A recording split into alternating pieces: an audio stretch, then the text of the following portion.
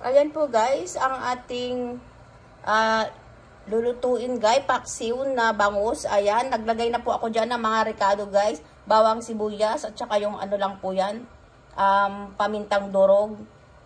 At saka nilagyan na natin ng pampalasa, magic sarap. Tapos dadagdag tayo ng ano guys, patis.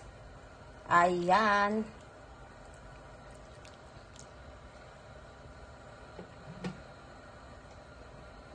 Tapos, maglalagay na din po tayo ng mantika guys, para mas lalo masarap ang ating paksiw.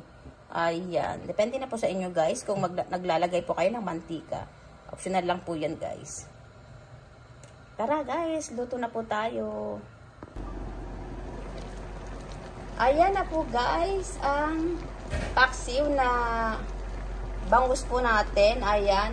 Lalagay po tayo ng gulay. Lalagay po natin yung okra.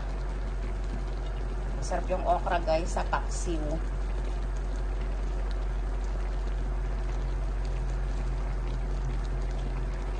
Tapos isunod na rin po natin yung ano guys, yung pechay. Tapos ilagay natin ng, lagyan po natin ng sili. Ayan, para lalo siyang mas masarap.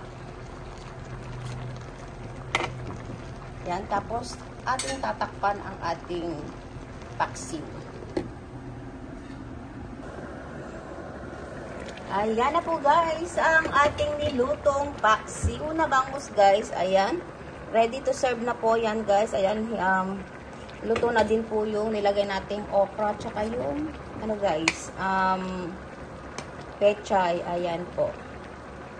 Ang sarap niyan po guys. Ayan. Hindi na natin siya pinaanuhan ng ano guys, tubig kasi madami pong kakain dyan guys. Kaya kailangan nila ng sabaw. Ayan. Ayan po guys, ang ating lunch. Just thank you guys for watching. Just like, share, and subscribe.